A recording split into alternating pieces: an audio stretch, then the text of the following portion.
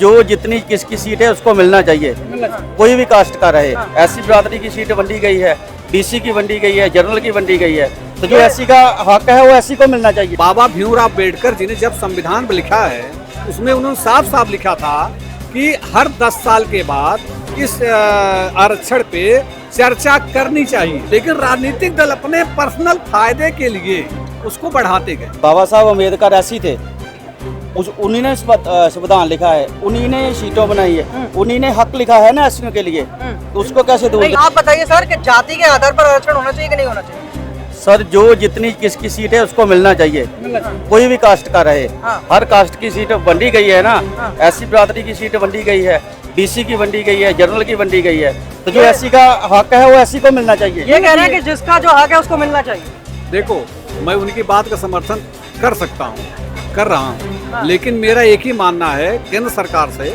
बाबा भीमराव अम्बेडकर जी ने जब संविधान में लिखा है उसमें उन्होंने साफ साफ लिखा था कि हर 10 साल के बाद इस आरक्षण पे चर्चा करनी चाहिए, चर्चा करनी चाहिए, लेकिन राजनीतिक दल अपने पर्सनल फायदे के लिए उसको बढ़ाते गए। ये बताइए, जो जमाना है बहुत आगे निकल चुका है, आज जमाना बहुत आगे निकल चुका है।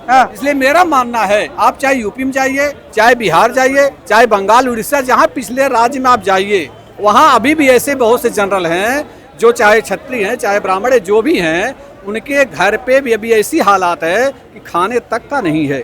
ये मैं कुछ सर्वे कर चुका हूँ। ये बताइए, मैं ऐसा बोल रहा हूँ। ये बोल रहे हैं कि भाई जहाँ तो ब्राह्मण होना या फिर अपर कास्ट का होना गुनाह हो गया है। ये गुनाह नहीं है। क्या एससी होना गुनाह है?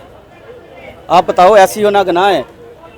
बाबा साहब अम्बेडकर एससी थे, उन्हीं ने संविधान लिखा है, उन्हीं ने सीटों बनाई है, उन्हीं ने हक लिखा है ना एससी के लिए, तो उसको कैसे दूर देंगे? ये कह रहे हैं कि भाई आरक्षण की व्यवस्था भी ऐसी हो रखी है कि जो अपर कास्ट के लोग हैं उनको झेलना पड़ रहा है बहुत। मैं बात हाशिए पर आ गए। इलेक्शन की बात जहाँ तक है, इलेक्शन की बात है, वहाँ तक तो इलेक्शन तक सीमित रह जाती है। मैं नौकरियों की बात कर रहा हूँ। एक मिनट यार, नौकरियों की बात कर रहा हूँ मैं वही बात बताने लगा हूँ। नौकरी की बात है ना, तो वो तो फरमाइश वालों को मिलती है, गरीब आदमी तो फिर उधर रह जाता है। मैं आपसे फिर वही सवाल यही सवाल पूछ रहा हूँ कि एक तो 100 में से 90 लाने वाला है, एक 30-40 वाला है। 30-40 वाले को जाति के आधार पर प्रेफरेंस दे दी जाती है, तो ये तो गलत है ना कि भाई 90 वाला छूट गया। अब मान लीजिए आपका ही कोई लड़का है, अगर वो 90 लाता है और किसी की 30-40 संख्या अगर उसका हो जाता है, तो मैं एक बात तो बताइए, मैं आपसे सवाल करना चाहता हूँ ना। आपने बात किया कि एक का 33 नंबर है और एक का 100 नंबर है। आपके पास 100 बीघा जमीन है, तो जो 33 वाला है उसके पास तो घर भी नहीं अच्छा, उसको क्यों नहीं मिलना चाहिए? उसको मिलना चाहिए ना। आप ये बताइए कि अगर यही आधार माना जाएगा, गलत है? नहीं, यही अगर आधार माना जाएगा तो जो लोग काबिल हैं वो तो निराश होकर बैठ जाएंगे। जो 100 नंबर लेने वाला है वो तो बढ़िया स्कूल में पढ़ा है, तो जो हमारे जैसा गरीब रहेगा वो तो सरकारी स्कूल में पढ़ा है, जहाँ के तो मास्टर पानी पी के चले जाते हैं, नींबू पानी पीते हैं, उधर खा पी के निकल जाते हैं घर से। कौन सा मास्टर पढ़ाता है? मेरे को बताओ। अगर नौकरी नहीं मिलेगी, हाँ, तो फिर ये बताइए वो गरीब वालों को तो मेरे हिसाब से सड़क पे बिठा देना चाहिए। मेरी सोच के मुताबिक गरीब आदमी को तो सड़क पे बिठा देना चाहिए, फिर तगड़े आदमी को नौकरी दे दे। सारा कुछ तगड़े आदमी को चाहिए, गरीब को तो चाहिए कुछ नहीं। मान लीजिए कोई ब्राह्मण कास्ट से है यार, मान लीजिए ब्राह्मण कास्ट से और उसके पास जमीन नहीं है, जायदाद नहीं है, मैं किसी कास्ट के विरुद्ध नहीं बोल रहा। मैं खुद जनरल कास्ट का हूँ, सिख। जैसे जो आपने अभी जो चीज बोली ना कि जैसे किसी के पास जमीन नहीं है, मैं गरीब आदमी के हक में खड़ा होता हूँ। जब भी खड़ा होता हूँ गरीब के हक में खड़ा होता हूँ। जो आदमी गरीब के हक में खड़ा होगा ना, लेकिन गरीबी के आधार पर आरक्षण नहीं है देश के अंदर। देश के अंदर आरक्षण है जाति के आधार पर।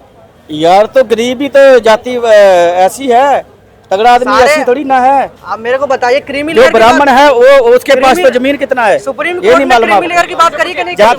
मैं सरदार जी के एक मैं नहीं बोल सकता, फिर भी थोड़ा हमसे उम्र में बड़े ही हैं, लेकिन मैं कहना चाहता हूँ कि अभी ऐसे बहुत से जनरल कास्ट में हैं सरदार जी कि जिनके पास जमीन तो छोड़िए, रहने के लिए मड़ही भी नहीं है।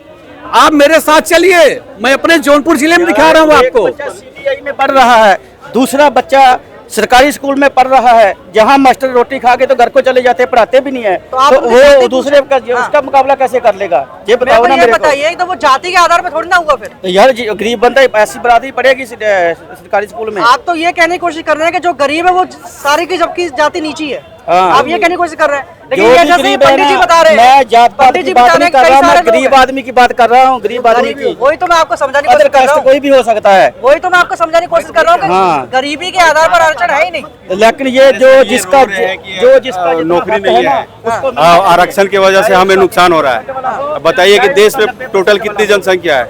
100% 140 है ना, उसमें से कितना परसेंट ओबीसी है, कितना परसेंट एसटी है, कितना परसेंट एससी है, उसके बाद कैलकुलेशन करके देखिए कि किसको सबसे ज्यादा आरक्षण मिल रहा है, हाँ। तब पता चलेगा आपको आरक्षण कहाँ जा रहा है।